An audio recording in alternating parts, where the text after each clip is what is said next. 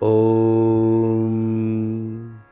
विद्माशरस्य पितरं पर्जन्यं भूरिधायसं विद्मोऽश्वस्य मातरं पृथिवीं भूरिवर्पसम् ॐ ज्याके परिणो नमाश्मानं तन्वा कृधि वीडुर्वर्यो रातिरपद्वेषांस्याकृधि ॐ वृक्षं यद्गावः परिषस्वजाना अनुम्फुरं शर्मर्चन्त्यरिभुं शरुमस्मद्या वयं दिद्युमिन्द्रम् ॐ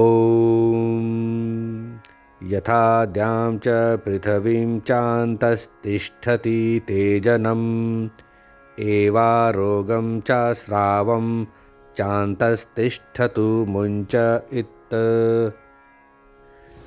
यह अपराजित गण का प्रथम सूक्त है, जिसके ऋषि अथर्वा और देवता पर्जन्य हैं।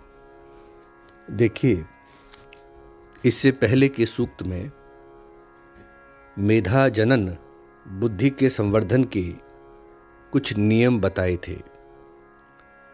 अब इस सूक्त में विद्या की पढ़ाई शुरू होती है। इसमें अपराजित गण का सूक्त है। विद्मा शरस्य पितरम, यह है। इन मंत्रों में पिता के गुण धर्म बताने वाले ये शब्द आए हैं।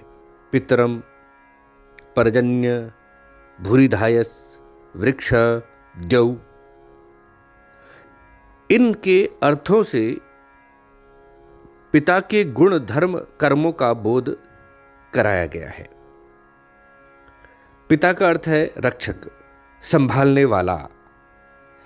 पर्जन्य का अर्थ है पूर्ति करने वाला, पूर्तिजन्यः, पूर्ति करने वाला, पूर्णता करने वाला, न्यूनता को दूर करने वाला।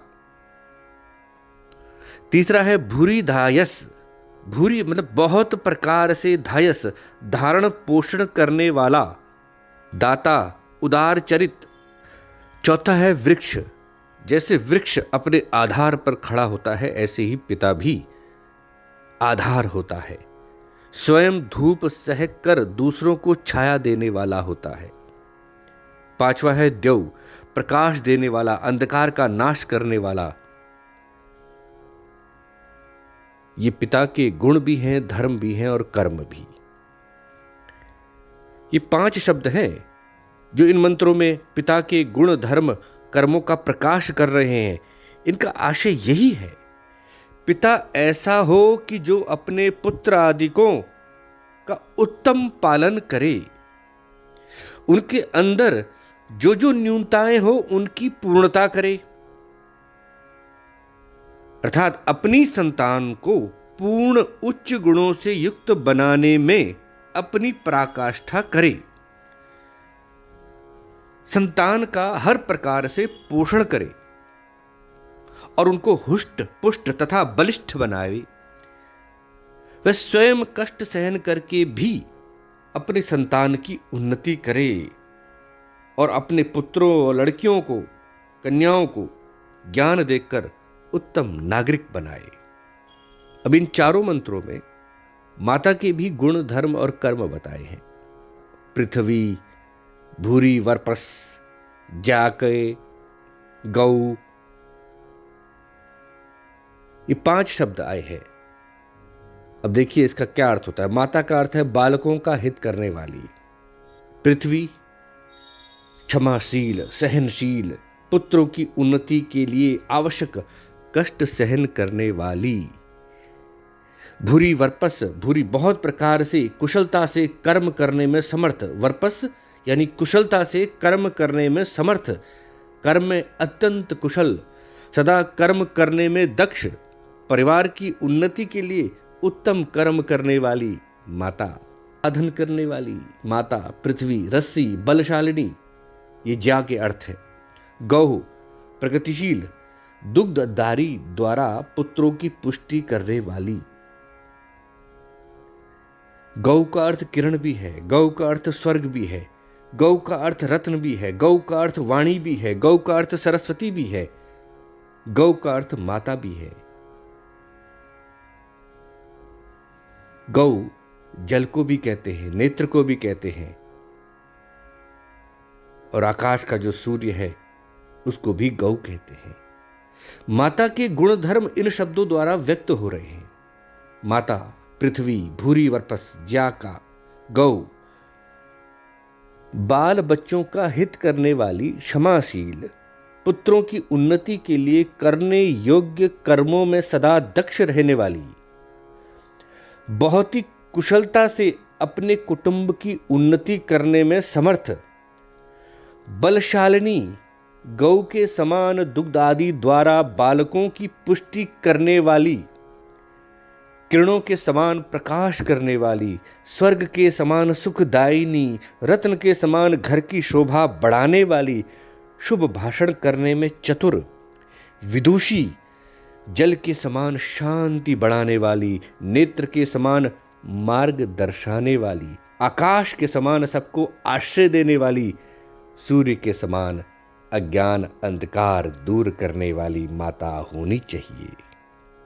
ये आदर्श माता पिता हैं जो इन चारों मंत्रों में कहे गए हैं। अब इनसे जो पुत्र पैदा होगा, जब वो जन्म लेगा तो उसका पालन पोषण होगा, उसकी वृद्धि होगी, उसकी उन्नति होगी, वो भी सत्यवादी होगा, वीर होगा। पुत्री हुई तो वो भी इसी प्रकार पालन पोषण के द्वारा वीरा बनेगी। इसमें क्या संदेह है? पुत्र हो या पुत्री, माता पिता तो उसे अपना सर्वस्व देंगे ही। तो पुत्र से यहां अर्थ पुत्री भी ले लें कि पुत्र के गुण धर्म और कर्म क्या है। इन मंत्रों में जो शब्द आए हैं, शरह, अश्मा, तनुः, वीडुः, ऋभुः, शरुः, दिद्युः, तेजनम, मुंचः। अब ये इसके अर्थ क्या है? शरह, शृणाति, जो शत्रुओं का नाश कर सकता है, वो शरा है। पुत्र पुत्री ऐसी हो जो शत्रुओं का नाश करने में समर्थ हो। अश्मा, तनुः, पत्थर के समान मजबूत शरीर वाले हों। वीडुः, बलिष्ठ हों, शूरवीर हों। ऋभुः, बुद्धिमान हो, कुशल हो, कार्य करने में निपुण हो, तेजस्वी हो। शरुः, शत्रुओं का नाश करने वाले हों। दिद्युः, तेजस्वी हो। तेजनः, प्रकाशमान हो, शुद्धता और पवित्रता करने वाले हो।